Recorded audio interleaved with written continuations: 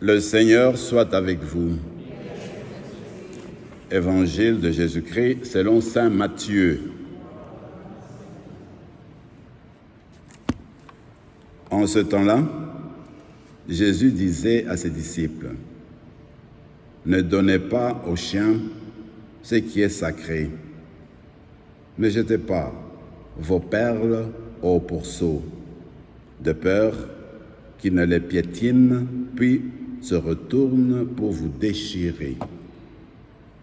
Tout ce que vous voudriez que les autres fassent pour vous, faites-le pour eux, vous aussi. Voilà ce que disent la loi et les prophètes. Entrez par la porte étroite. Elle est grande, la porte. Il est large le chemin qui conduit à la perdition. Et ils sont nombreux, ceux qui s'y engagent. Mais elle est étroite, la porte. Il est resserré le chemin qui conduit à la vie. Et ils sont peu nombreux, ceux qui le trouvent. Acclamons la parole de Dieu.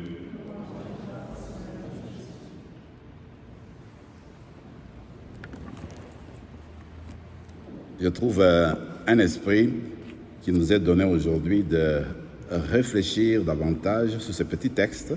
Je le trouve petit, mais il est rempli d'enseignements. D'abord, on connaît ce qu'on appelle la règle d'or, ce qu'il vient de dire là.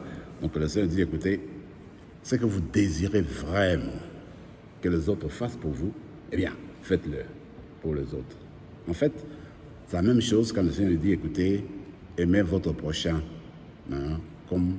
aimez le prochain comme vous aimez vous-même. Regardez, dans la vie de tous les jours, normalement, là on vit, on souhaite tellement que les gens soient gentils avec nous, que les gens ne nous critiquent pas, qu'ils reconnaissent le bien que nous faisons. Quand nous avons fait des fautes, des erreurs, qu'il y ait des gens pour nous accueillir, comprendre que nous avons fait erreur et puis nous encourager à aller de l'avant. On a besoin de ces gens-là.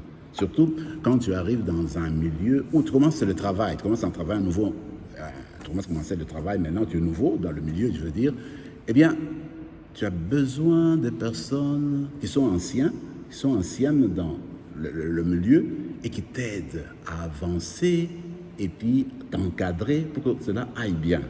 Regardez, ce que moi je désire, c'est tellement que chacun et chacune de nous désire. Alors, ce que tu veux vraiment que les autres fassent pour les autres, c'est que le Seigneur dit, écoute, commence par faire cela aux autres. Tu vois? Ce que le Seigneur veut dire, c'est que nous là, comme chrétiens, disciples, nous devons toujours être ceux-là qui sont les premiers, qui prennent l'initiative d'aimer, l'initiative de servir, l'initiative d'accueillir, l'initiative pour, n'est-ce pas, accueillir les gens qui viennent de partout. Donc, ce que le Seigneur nous demande, c'est très important. Et c'est beau ce que le Seigneur dit. Ce que tu fais là, c'est vraiment toute la Bible, pratiquement. Parce qu'il dit, c'est les prophètes, n'est-ce pas, et les rois. Alors, ce que les rois disent là, ce que les gens disent en fait, de toute la Bible, eh bien, c'est concentré dans ce que le Seigneur nous demande aujourd'hui. C'est que pense aux autres avant de penser à toi-même. Alors, si tu veux du bien aux autres, commence par souhaiter aux autres. Ça, c'est une grâce qu'on doit faire. Regardez, souvent quand nous regardons les autres, nous voyons toujours des défauts. C'est rare de voir du bien des autres et puis reconnaître devant tous les autres, « Ah, c'est une bonne personne, voici le bien qu'il m'a fait. » Souvent, nous ne le faisons pas beaucoup. Alors, des personnes, souvent, ils désirent, même du point de vue psychologique, même comme être humain, tu as besoin de personnes qui te soutiennent pour ce que tu viens de faire, pour que cela te relance dans la vie. Chaque personne a besoin de cela. Comme nous avons besoin de cela, commençons par le désirer aux autres. L'autre chose qui est importante, la chose importante ici, c'est l'image de la porte étroite. La porte étroite, c'est laquelle? Eh bien, cette porte-là, c'est la porte de l'amour. Ce n'est pas toujours facile d'aimer autour de nous. Moi, j'ai parlé avec quelqu'un, une personne qui me disait, tu sais, là, même les personnes qui ont vécu longtemps, n'est-ce pas, comme femme et mari, et il faut tout le jour faire des efforts pour continuer à grandir dans l'amour. Et quelqu'un disait, regarde, tu peux aimer quelqu'un, c'est vrai, mais ce n'est plus la même personne que tu as connue quand tu étais plus jeune. Parce que beaucoup de choses ont évolué. Ton amour doit évoluer aussi. Tu dois arriver à approfondir cet amour-là continuellement. Comme pour dire, si vraiment tu veux recevoir les personnes par la porte étroite, il faut le faire par l'amour. La porte étroite, c'est la porte de la miséricorde. C'est pas facile. La chose qui se passe chez toi, le problème que tu viens de vivre maintenant dans ta vie continuellement, le pardon n'est pas toujours facile. Et puis, nous avons besoin de la grâce du Seigneur, de la grâce de Dieu justement, pour apprendre à pardonner. Alors, cette porte-là, elle est étroite.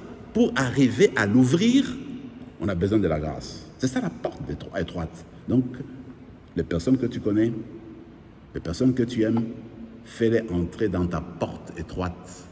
La porte de l'amour, la porte du pardon, la porte, n'est-ce pas, de la bienfaisance, de la porte du bien. Continuellement, ce que le Seigneur nous demande de le faire. Alors, ce sont des grâces qu'on va demander aujourd'hui pour ce petit évangile qui est en fait riche d'enseignements pour que nous autres là, comme disciples de Christ, nous sommes appelés à faire toujours du bien à la manière de Jésus-Christ lui-même. Demandons cette grâce-là de chercher à entrer par la porte étroite. Et finalement, quelqu'un nous dit, voilà, finalement, la porte étroite, c'est Jésus lui-même. Donc, il faut entrer par Jésus lui-même pour avoir des grâces et des bénédictions qu'on veut avoir. Aller au ciel, on passe par la porte étroite qui est Jésus lui-même, qui nous fait entrer pour qu'on entre en contact avec le Seigneur, justement, commencer cette nouvelle vie-là, voyez-vous. Alors, demandons la grâce de désirer la porte étroite, qui est la porte de l'amour, qui est la porte du bien, qui est la porte de Jésus lui-même. Amen.